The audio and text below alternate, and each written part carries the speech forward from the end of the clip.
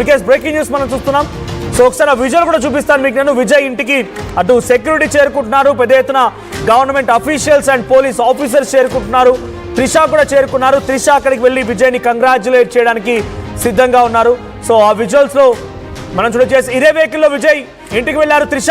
So Trisha Vijay ఇంటికి చేరుకున్న visuals మనం చూస్తున్నాం. ఒక్కసారిగా విజయ్ నివాసంలోకి కార్ రయ్యమని దూసుకువెళ్ళింది. ఆ కార్లోనే త్రిష ఉన్నారు. సో త్రిష నేరుగా విజయ్ ఇంటికి చేరుకున్నారు, విజయ్కి విషెస్ చెప్తున్నారు. సో ఇక్కడ ఇంకోటి ఇంట్రెస్టింగ్ సోషల్ మీడియాలో జరుగుతున్న చర్చ ఏంటంటే, గతంలో మేబీ డ్యూరింగ్ 2001 and 2004 మేబీ ఆ సమయంలో అనుకుంటా తను ఒక ఇంటర్వ్యూ ఇచ్చారు. ఒక టీవీ ఛానల్కి ఇచ్చిన ఇంటర్వ్యూలో తను చెప్పిన మాట ఏంటంటే, తమిళనాడు మీరు ఏం కావాలనుకుంటున్నారు, వాట్స్ యువర్ ఎయిమ్ అని అంటే, నేను ముఖ్యమంత్రిని అని చెప్పుకొచ్చారు ఆవిడ. అంటే ఇప్పుడు తమిళనాడు ముఖ్యమంత్రిగా విజయ్ త్రిషని చేస్తారా లేదా ఆయన ముఖ్యమంత్రిగా ఉంటారనేది కూడా ఒక ఇంట్రెస్టింగ్ చర్చ అయితే మొదలైంది. So maybe it's a comic way, but ఏం జరుగుతుందో చూడాలి. సంథింగ్ ఈజ్ ఎగ్జైటింగ్, అది కూడా చూడాల్సిన అవసరం అయితే ఉంది. త్రిషాని ముఖ్యమంత్రి చేసి విజయ్ ఏం చేస్తారు మరి? సో నిజంగా సిచ్యువేషన్ ఉంటుందో చూడాలి. బట్ ఏదేమైనా త్రిష ఇటు విజయ్ ఇంటికి రావడం ఒక్కసారిగా సంచలనం మారింది. ఒకసారి అక్కడ రావడంతో ఫ్యాన్స్ కూడా బయట నుంచి చాలా మంది తన వీడియో రికార్డ్ చేసే ప్రయత్నం చేస్తున్నారు. ఒకసారి తన ఎంట్రీ ఇచ్చేటప్పుడు ఎటువంటి కోలాహలం ఉంది, ఆ వీడియో చూద్దాం.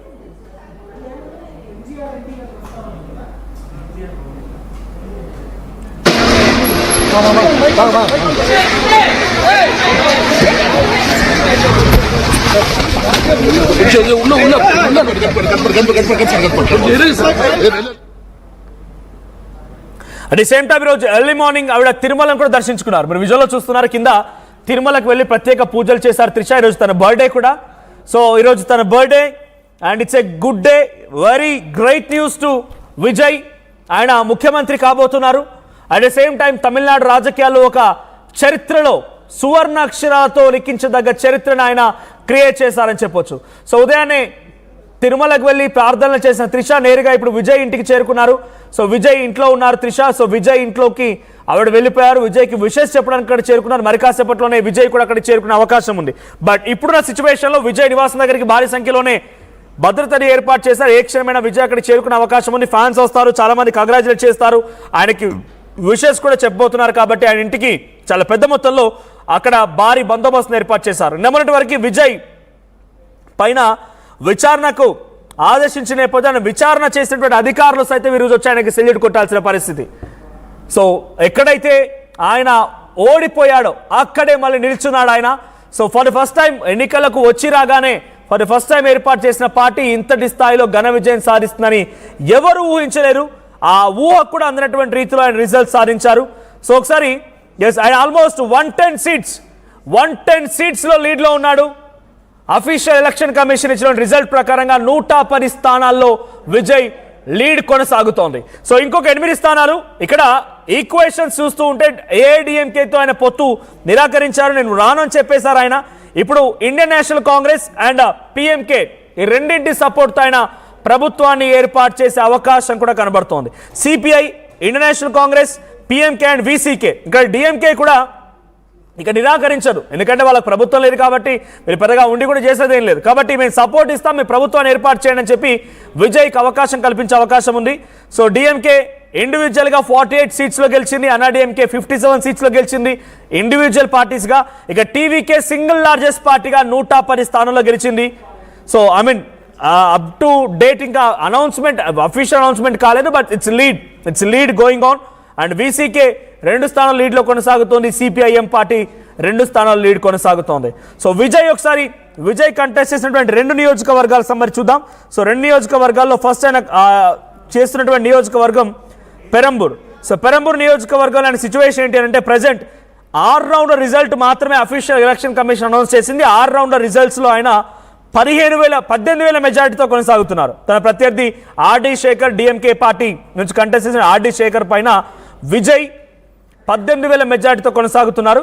మరోవైపు ఆయన కంటెస్ట్ చేసిన మరో నియోజకవర్గం తిరుచూర్పల్లి ఈస్ట్. సో తిరుచూర్పల్లి ఈస్ట్లో కూడా ఆయన రిజల్ట్ చూద్దాం ఒకసారి. సో తిరుచూర్పల్లిలో ఆయన కంటెస్ట్ చేసిన ఈస్ట్ నియోజకవర్గంలో ఆయన 12,000 మెజార్టీతో వెళ్తున్నారు. తన ప్రత్యర్థి ఇండిగో ఇరుదీరాజు డివికే పార్టీ నుంచి కంటెస్ట్ చేసిన వ్యక్తి పైన. సో ఇక్కడ అన్నా డిఎంకే కేవలం 6,000 ఓట్లు మాత్రమే సాధించగలిగింది ఈ నియోజకవర్గం తిరుచూర్పల్లి ఈస్ట్లో.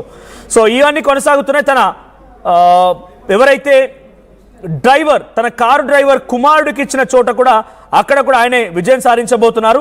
శబరినాథన్ అనే వ్యక్తికి అక్కడ టికెట్ కేటాయించారు. అక్కడ కూడా ఆయనే టీవీకే పార్టీ గెలవబోతోంది. సో శబరినాథన్ కంటెస్ట్ చేసిన నియోజకవర్గం కూడా అద్భుతమైన రిజల్ట్స్తో టీవీకే దూసుకెళ్తోంది. సో ప్రెసెంట్ డిఎంకే లో పొత్తులో ఉన్నటువంటి VCK, CPIM, Congress and PMK పార్టీలు కూడా విజయ్తో కలిసి నడిచే అవకాశం ఉంది. సో విజయ్తో కలిసి నడిచి అక్కడ వాళ్ళు సైతం స్థానాలు దక్కించుకోవడం కోసం మంత్రులుగా ఏం అవకాశం రాకపోవచ్చు, బట్ టీవీకేతో కలిసి అక్కడ బీజేపీని మాత్రం ఎంట్రీ ఇవ్వనివ్వకూడదు. అన్నా డిఎంకేని బీజేపీ మాత్రం ఎంట్రీ ఇవ్వనివ్వకుండా విజయ్కి మద్దతు తెలిపి విజయ్ ప్రభుత్వాన్ని ఏర్పాటు చేసే దిశగా వీళ్ళంతా మద్దతు తెలుపబోతున్నారు. రైట్, ఇక్కడ మరొక బిగ్ బ్రేకింగ్ ఏంటంటే here is on the screens of RTV మరొక బ్రేకింగ్ వస్తోంది. ఇక్కడ నటి త్రిష కూడా టీవీకే విజయ్కి బ్యాక్ ఎండ్లో కొంత మద్దతుగా మోటివేషన్గా ఉన్నారు. కాబట్టి రాజకీయంగా తను సీఎం కావాలనుకుంటున్న ఒక లక్ష్యాన్ని గతంలో ఒక 10-20 ఏళ్ల క్రితమే తను చెప్పుకొచ్చారు. ఇప్పుడు నిజంగానే ముఖ్యమంత్రి అవకాశం తనకు ఉంటుందా, లేదా ఏ స్థానంలో తను కేటాయిస్తారు? ఒక ఎమ్మెల్సీయా, లేదంటే ఇంకేదైనా పదవి కేటాయిస్తారా, ప్రభుత్వ సలహాదారులుగా తీసుకుంటారా, లేదు ఇంకేదైనా కీలకమైన పదవి ఇస్తారా చూడాలి. బట్ త్రిషకు మాత్రం ఒక అవకాశం ఇచ్చే పరిస్థితి ఉంది. రైట్, మహిళా ముఖ్యమంత్రిగా కూడా అయ్యే అవకాశం ఉంది మరి త్రిషకి. మరి చూడాలి ఏం జరిగిందో. బట్ ఇది కొంత అతిశయోక్తి కావచ్చు, ఎగ్జాగరేషన్ అవ్వచ్చు. బట్ టీవీకే పార్టీ విజయ్ నేతృత్వంలో గెలిచిన పార్టీ త్రిష చేతిలో పెడితే ప్రభుత్వం అంత ఈజీగా ఉంటుందో మరి చూడాలి ఏం జరిగిందో. బట్ తనకు మాత్రం గవర్నమెంట్లో ఏదో ఒక కీలకమైన పొజిషన్ ఇచ్చే అవకాశం అయితే కనబడుతోంది. సో త్రిషకి ఏ పొజిషన్ ఇస్తారో చూడాలి. ఇక్కడ నటి త్రిష కూడా మీకు తిరుమలలో ఉదయాన్నే పూజలు నిర్వహించినటువంటి ఆ విజువల్స్ మీరు చూస్తూ ఉన్నారు. సో అక్కడ ఏం జరిగిందో చూడాల్సిన అవసరం అయితే. బట్ ఇంకా ఒకసారి మీకు అన్ని స్టేట్స్ రిజల్ట్స్ అఫీషియల్గా ఎలక్షన్ కమిషన్ అనౌన్స్ చేస్తున్న రిజల్ట్స్ కూడా ఇంకా రావాల్సి ఉంది. చాలా ఆలస్యం అవుతుంది. కేవలం తమిళనాడులో మాత్రమే టీవీకే విజయ్ 110 స్థానాలు, అన్నాడీఎంకే 57, డిఎంకే 48 అండ్ ఈ స్థానాలు. సో డిఎంకే కూటమితో కలిపితే ఇంకెక్కువ స్థానాలు వెళ్ళే అవకాశం ఉంది. సో డిఎంకే కూటమితో కలిపితే 48 కాదు, ఇంకా ఎక్కువ స్థానాలు వెళ్ళే అవకాశం ఉంది. అన్నాడీఎంకేతో కలిసి అన్నాడీఎంకే ఇండివిజువల్గా 57 స్థానాలు అండ్ టీవీకే ఇండివిజువల్గా 110 స్థానాల్లో ఇప్పటివరకు లీడింగ్లో కొనసాగుతోంది. అటు వెస్ట్ బెంగాల్ చూస్తున్నా, వెస్ట్ బెంగాల్లో బీజేపీ 190 స్థానాల్లో, తృణమూల్ కాంగ్రెస్ 93 స్థానాల్లో, కాంగ్రెస్ 1 స్థానంలో, ఇండిపెండెంట్లు 3 స్థానాల్లో. ఇక అస్సాం విషయానికి వస్తే అస్సాంలో ఇప్పటివరకు 126 స్థానాలు జరిగిన ఎన్నికల్లో బీజేపీ 79, కాంగ్రెస్ 24, బీఓపీఎఫ్ అంటే కూటమి ఉంది ఇందులో. సో కూటమిలో ఉన్నటువంటి పార్టీలు అన్నీ కలిపి అస్సాంలో వచ్చిన స్థానాలు సుమారుగా అటు కాంగ్రెస్ పార్టీకి వచ్చిన స్థానాలు కేవలం 30-35 స్థానాల వరకు మాత్రమే పరిమితమైంది. అదే బీజేపీ ఇక్కడ సుమారుగా 90 పైచిలుకు స్థానాల్లో లీడ్లో కొనసాగుతోంది. అస్సాం రిజల్ట్స్ సంబంధించి రైట్ సైడ్లో చూస్తూ ఉన్నారు. Assam results 98 BJP, 26 Congress and ఇతరులు 2 స్థానాలు మాత్రమే. సో ఇక్కడ బీజేపీ పూర్తి స్థాయి మ్యాజిక్ ఫిగర్ దాటేసి చాలా దూరం వెళ్ళిపోయింది. సో గవర్నమెంట్ గ్యారంటీ కేరళలో UDF government Indian national Congress మొత్తం సుమారుగా 61 స్థానాలు ఇండివిజువల్గా ఒంటరిగానే అక్కడ గెలుపొందగలిగింది. సో సింగిల్ లార్జెస్ట్ పార్టీగా ప్రభుత్వాన్ని ఏర్పాటు చేసే అవకాశాలు ఆల్రెడీ కూటమి ఉంది కాబట్టి యూడీఎఫ్లో ఉన్నటువంటి కూటమి సభ్యులంతా కలిసి ప్రభుత్వాన్ని ఏర్పాటు చేస్తారు. ఇక పుదుచ్చేరిలో బీజేపీ, ఏఎన్ఆర్సీ 2 కలిసి ఎన్డీఏ కూటమి ప్రభుత్వాన్ని ఏర్పాటు చేయబోతోంది. సో ఏఎన్ఆర్సీ ఇండివిజువల్గా 4 స్థానాల్లో గెలిచింది, 5 స్థానాల్లో లీడింగ్ కొనసాగుతోంది. బీజేపీ 1 స్థానంలో గెలిచింది, 1 స్థానంలో లీడింగ్ కొనసాగుతోంది. కాంగ్రెస్ పార్టీ 0 ఇక్కడ, అన్నాడీఎంకే 0, 1 స్థానంలో కాంగ్రెస్ పార్టీ, 1 స్థానం అన్నాడీఎంకే గెలుపొందింది పుదుచ్చేరిలో. ఇక తమిళనాడు విషయానికి వస్తే తమిళనాడులో మీకు తెలిసిందే లీడ్స్ కొనసాగుతున్నాయి. 110 స్థానాల్లో TVK and AIADMK 57, DMK 48.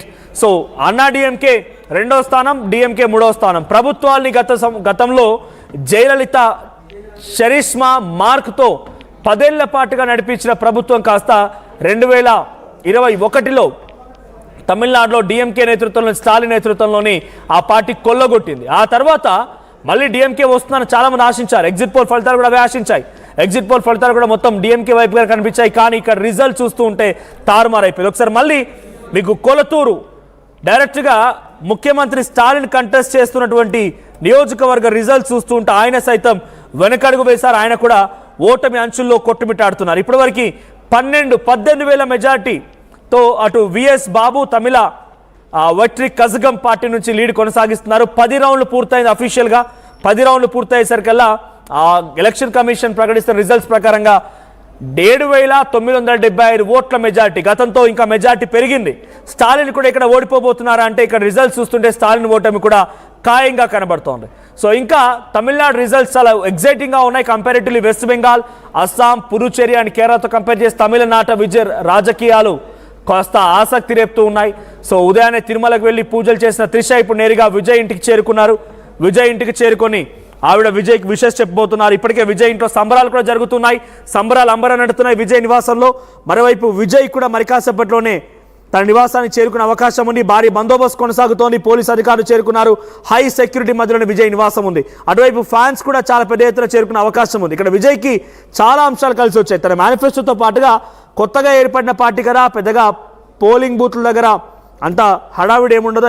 Polling agents కూడా దొరకని పార్టీ పోల్ మేనేజ్మెంట్లో విఫలమవుద్ది అనుకున్నారు. కానీ ప్రశాంత్ కిషోర్ తనకు పూర్తి స్థాయిలో వెన్నుదనగా నిలబడి ఇక్కడ ఎన్నికల్లో విజయ్ని గెలిపించారని చెప్పాలి.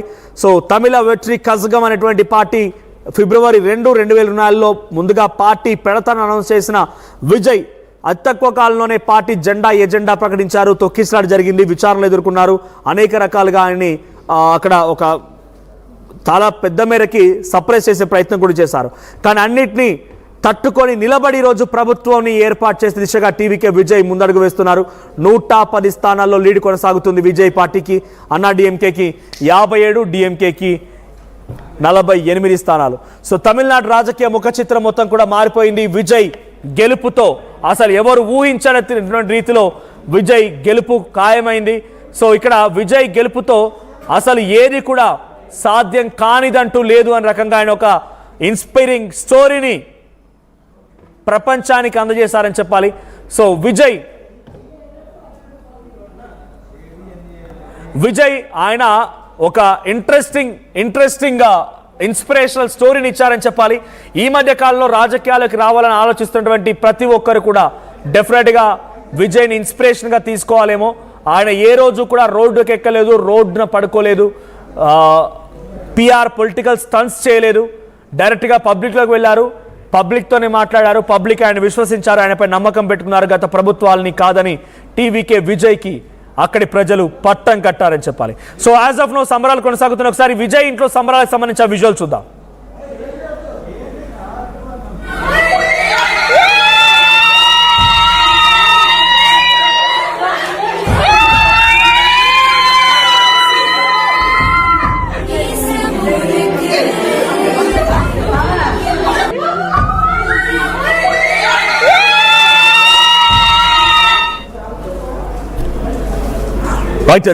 తెలంగాణ చెవెల్ ఎంపీ కొండ విశ్వేశ్వరరెడ్డి మాట్లాడుకొచ్చారు. రిజల్ట్స్ పైన ఏం మాట్లాడారో చూద్దాం.